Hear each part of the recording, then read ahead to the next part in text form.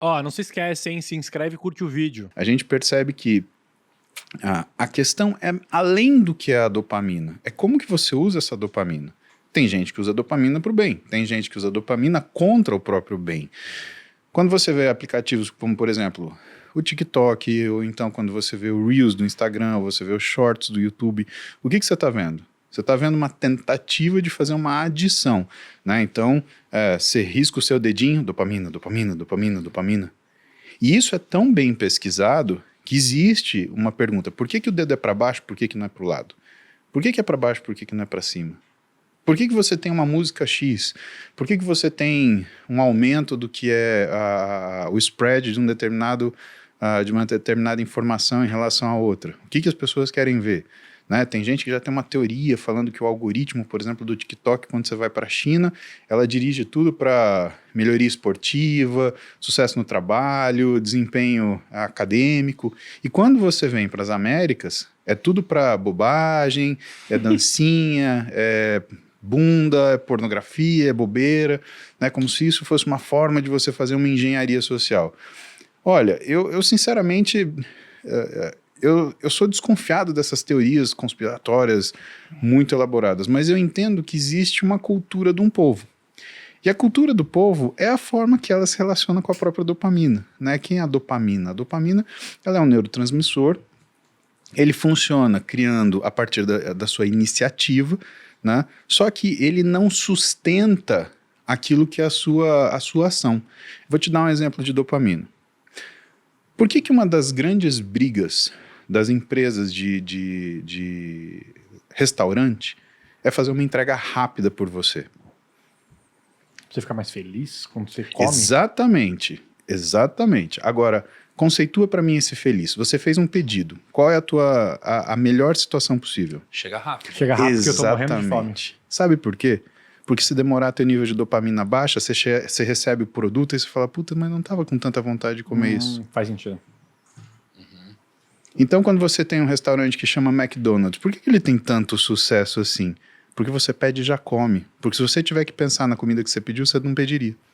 Se você fosse no McDonald's à la carte, muito provavelmente, se você fizesse o pedido e chegasse um hambúrguer para você, você não ia sentir tanta satisfação assim. Quanto é você chegar na linha, pedir o cara te entregar e você começar a comer a batatinha ainda em pé sentado naquela linha de compra. Isso é cultural do McDonald's. Pode olhar, todo mundo faz isso. Chega o lanche, chega a batatinha, a pessoa já começa a comer a batatinha. Dopamina, dopamina, dopamina. Então ela já senta já comendo, ela termina de comer, ela ainda quer comer mais durante um tempo. Ao passo que quando você desfruta de uma refeição, então você vai num restaurante do seu amigo que é chefe, que ele tem 2 entradas, 3 pratos principais, 2 saídas, ele te dá uma harmonização. O que acontece? Que você relaxa, que você faz o slow food, né? É exatamente o contrário. Você desenvolve uma outra coisa que você não tem com o McDonald's. Pense que você sai do restaurante fast food, dá 1 hora, você está pensando o que você vai comer. Quando você está nesse restaurante, nessas condições, dá 1 hora, você ainda está jantando, Thiago. E quando você termina de jantar, você não pensa mais em comer. Então, a questão da repetição, que a dopamina está ligada em relação ao que a nossa iniciativa é uma coisa que ou faz com que a gente tenha muita habilidade para realizar coisas, porque você se torna um sujeito proativo, ou ela te torna tolo, porque você fica pulando de estímulo em estímulo, de empolgação em empolgação.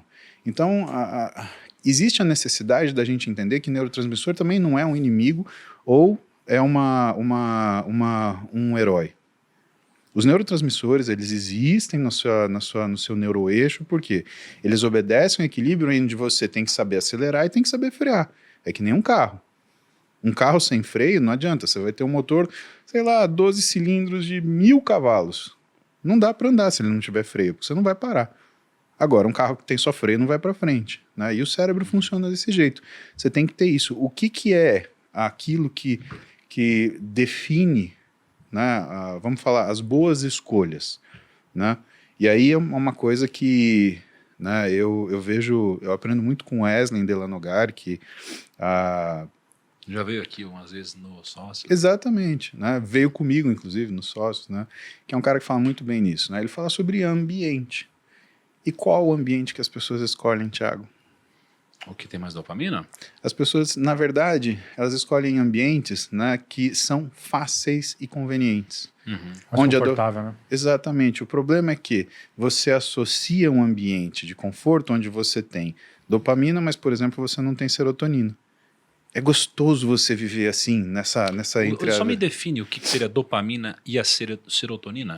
São neurotransmissores, né? Eles cuidam de sinais específicos no nosso cérebro e assim, não é que eles têm uma função pré-definida, né? Então você tem o GABA, que é inibitório, você tem a serotonina, que está ligada à sensação de satisfação, recompensa, você tem a endorfina, que está relacionada a bem-estar, que é a que você aumenta a produção grandemente quando você faz exercício intenso, você tem a dopamina, que cuida do que é a sua iniciativa, e a sensação também de recompensa, né?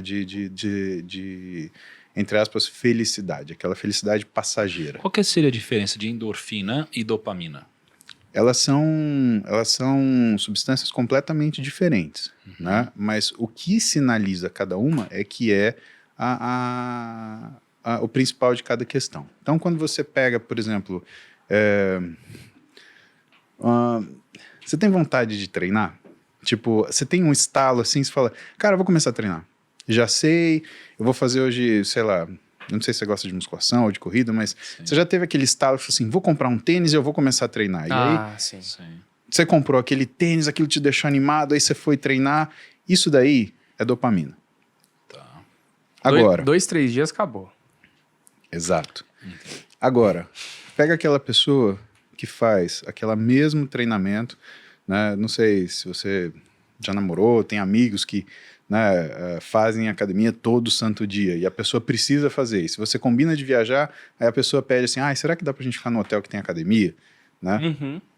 E aí a pessoa vai treinar, ou se você já teve essa sensação de você treinar, fazer alguma coisa, e você ter aquela sensação de trabalho realizado, de que você construiu alguma coisa. Pô, hoje o treino foi legal.